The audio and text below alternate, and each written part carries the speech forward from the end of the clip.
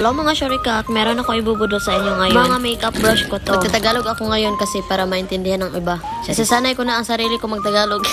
Kakiwaw. Meron akong 6 na iba't ibang brushes. Itong una pinapakita ko sa inyo is ito yung una kong makeup brushes. 20 pieces yan lahat. Yung unang makeup brushes na pinapakita ko parang pang eyeshadow siya. Hindi ko siya nagagamit kasi hindi ko alam paano siya gamitin. Itong pangalawa, ito yung pinaka-favorite ko. Dito ako natuto paano gamitin yung mga makeup brushes. Kasi nilagyan ko ng mga label kung para saan sila gagamitin. Napaka-smooth talaga niyan. Walang hait-hait sa mukha. Hindi ka talaga sinasaktan pag ginamit mo yan, Charis. Itong pangatlo naman, ito yung pinaka-favorite ko sa lahat. Kasi nung nalaman ko paano nagamitin yung mga makeup brushes, parang gusto ko na matambok na brushes. Kaya naghanap talaga ako sa TikTok, guys. Grabe, hindi talaga ako nagmamahay dito. Smooth din siya. Maganda gamitin sa mukha. Walang tusok-tusok na feeling. Napaka worth it. Tapos hindi pa dyan siya naglalagas. 10 pieces na pala lahat yan, guys. Tapos sa murang halaga ko pa nabili.